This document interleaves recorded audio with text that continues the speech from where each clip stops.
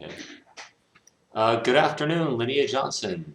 You are co-author of Perfect Chaos, which is a beautiful book written with you and your mom about your journey with bipolar disorder and your mom's struggle to save you, according to the subtitle of the book. I've read it. It's just an incredible story. So thank you for writing that.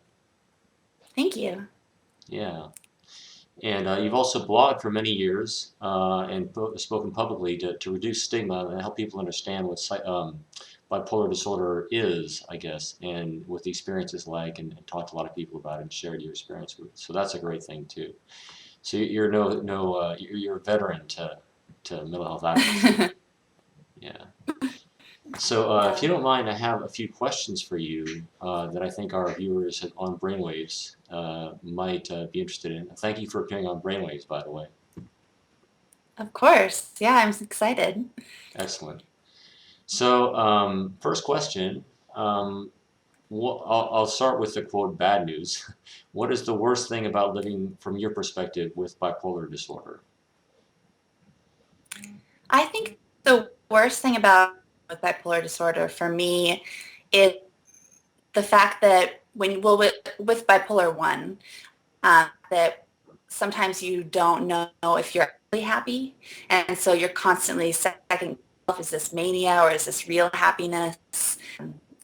I think that's the most devastating thing. Been through a long depression and suddenly you feel like you feel happy again, and then the next day you realize it's actually a mania coming on. It's the worst thing for me. I devastating is to feel like you really trust your happiness. Wow, that must kind of, I guess keep you on your toes. I mean, because you can't really, I guess, relax and think, I'm just happy and this is great because the world happens to be great right now. It might just be a mania thing. Wow. So, well, on the flip side, what's the best thing about living with bipolar disorder? I think it's just given me a better understanding of myself. It's forced me to really look at who I am and what I want to do with my life. It's just made me work on being kind to myself, and it's made my relationship with my father. We were more honest and open with each other and tell each other we love her, and just it's actually had a lot of really good things come from it. That's I great. actually, if people they ask me, I actually wouldn't get rid of it if I could. It gives me so much. Yeah, no, I kind of know what you mean. As I've talked about, I have schizophrenia, and I wouldn't choose to obviate that experience for anything. I mean, and I can see that it has helped you learn a lot through your experiences. So that's a great thing. Um, Yeah. and it's also driven you to become a mental health advocate. What Mm-hmm. are your goals in mental health advocacy? What is my goal with advocacy? Yeah, do you have any specific, things you want to see achieved in the world of mental health policy or just for people in general to feel a certain way about their condition or for the public to feel a certain way? Well, I would just love for it to get to the point where people feel like they can speak openly about it. To get to the point where, I don't usually watch Sex in the City, but I was watching this episode last night for some reason, and it was about this boy that one of the characters was dating, and he came out to say that he was in a mental hospital, and she just couldn't handle that. She just thought it was like the worst thing he could tell her.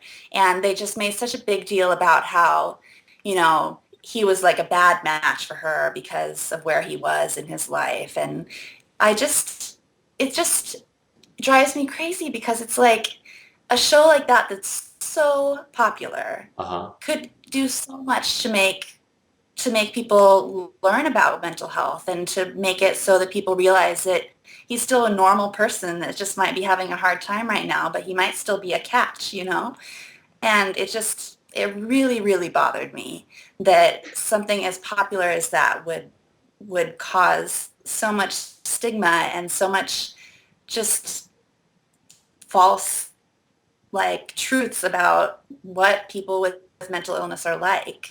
Uh-huh. It really bothered me. So I'm just hoping that sometime we'll get to a point where we can watch things on television that would actually have positive looks at people with mental health conditions, and that we can talk about it with friends and with our coworkers, and that it's not a big deal, that it can be just the same as saying, yeah, I had to take a week off of work because I had the flu. It's the same thing. I had to take a week off of work because I wasn't feeling very stable mentally, you know. Because that's what it So, is. It's just a disease, which is biologically based, exactly. and if Yeah, I think a good reaction to have somebody would tell you they had a mental illness would be, well, is there anything I can do to help? Something like that, or compassionate. And I absolutely. think I'd It love to should see be that. the same thing as hearing someone has a broken leg, or to know when you're getting a fever. It would be the Yeah, same thing as knowing that way.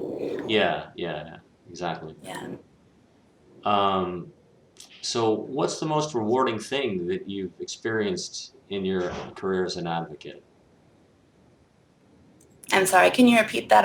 It cut out for a second. Oh, sure. What's the most rewarding thing you've experienced in your career as an advocate? The most rewarding thing are some of the emails that I get from people. I think one of the best emails that I got after the book came out was these two girls that are both in a master's program for, I think, physical therapy maybe, or something in the medical field. Um, they wrote and told me that they actually read the book aloud to each other, like every night. They Bless you. sat, and it turned out that it actually was more one girl reading it to the other because the other girl was crying the whole time, but that these new roommates, these new friends found a way to speak about mental health conditions that couldn't read it, that was crying, has bipolar disorder, and she had never been able to talk to anyone about it before. And it was so nice to hear that it made her be able to connect with someone and have someone realize what she's going through.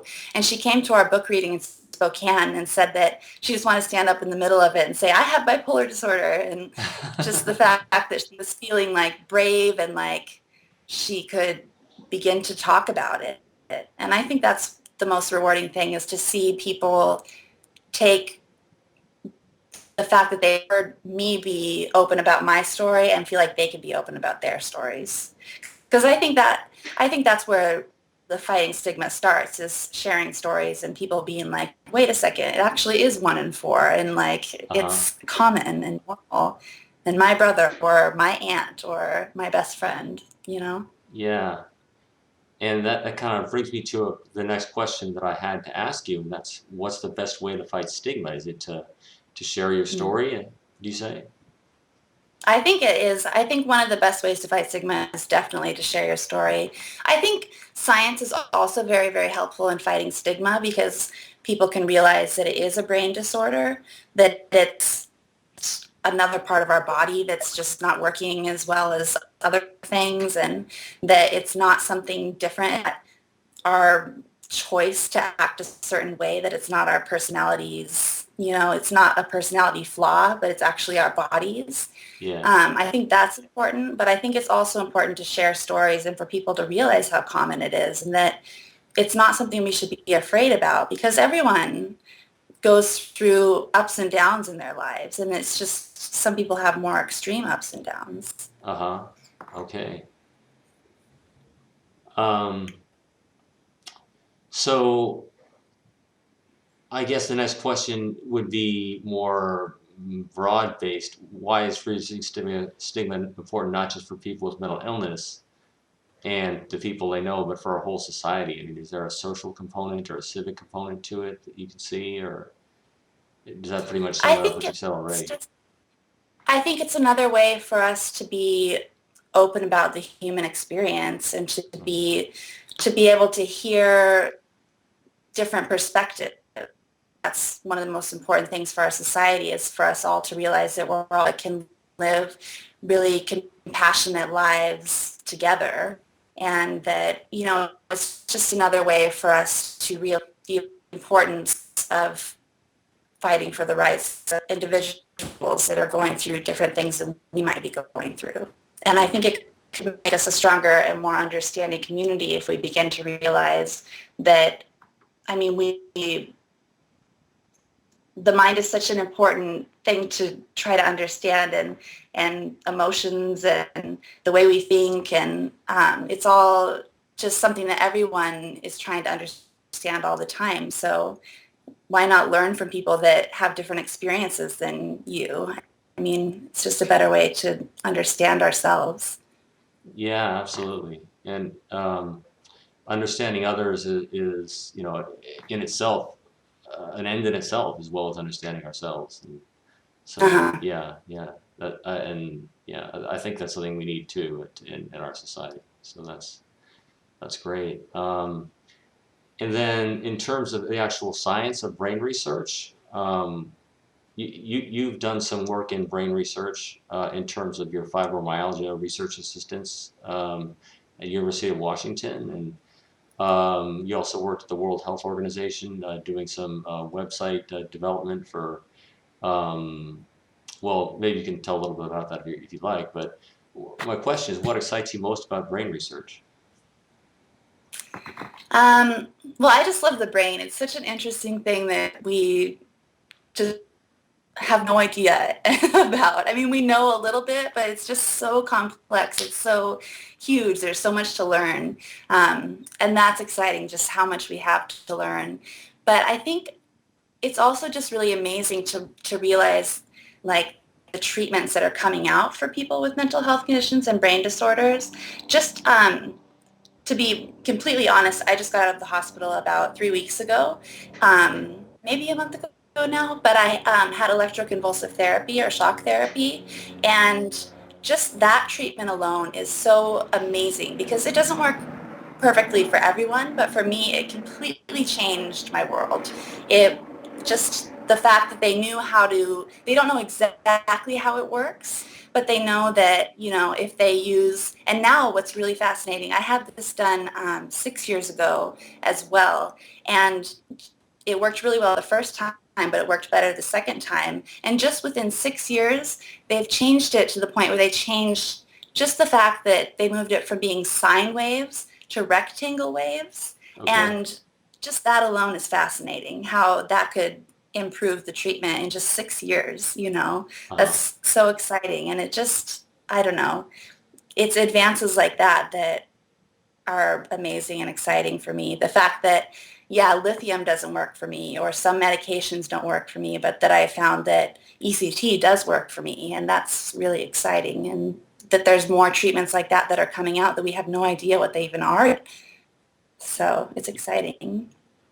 Definitely, yeah. That's what excites me the most about the science that I learned about through work with MRO too. And so, what because it keeps advancing, year by year, you can see the advances take place, and Yeah, you've experienced the actual fruit of the science in terms of it's helped you, the improvements in yeah. ECT. That's very cool. It's And, very amazing. Yeah. yeah. So, what is the best reason for hope for people with brain disease? I think, well, when I think about it, I think there's two reasons for hope. There's the science and kind of what we've just been talking about, the fact that there are these new treatments that are going to come out, and that, you know, there's just constantly, science is constantly advancing and making more progress towards learning how to help people with brain disorders. And that's so exciting. And so that that gives me hope. The fact that it advanced so much in ECT advanced so much in 6 years gives me hope that there might be other advances that might happen in the next 5 years, 10 years, 20 years, that could help a lot. And that gives me hope. The other thing that gives me hope is the fact that people are starting to talk about mental health conditions, and that people are starting to really work to fight stigma. I think that gives me hope I just did the keynote at the National NAMI convention, and it was being able to talk to 1,700 people that all care so much about this cause and that are all going out there sharing their stories or helping other people that are dealing with brain conditions, and just realizing that it's starting to really spread, that people are starting to make a difference. That gives me hope. All right. Fantastic. Thank you, Linnea, for appearing on Brainwaves. And you're going to be at the Music Festival for Mental Health that Yep. IMRO's putting on September 15th. So thank you for coming in advance. For all the people I'm watching, excited. good. Yeah, it's always a lot of fun. Yeah. And for all the people watching, if you'd like to meet Linnea, you can, if you'd like to come to the music festival, you can meet her there. Or if you just can't wait to talk to her, you can post a question on Brainwaves, and she'll be available to answer your questions over the next few days after this video is posted. You ready to answer some questions when the time comes? I am. All right, great. Yep. Well, thanks again, Linnea, and you have a great afternoon, and I'll see you soon. Yeah, thank you. Okay, bye-bye.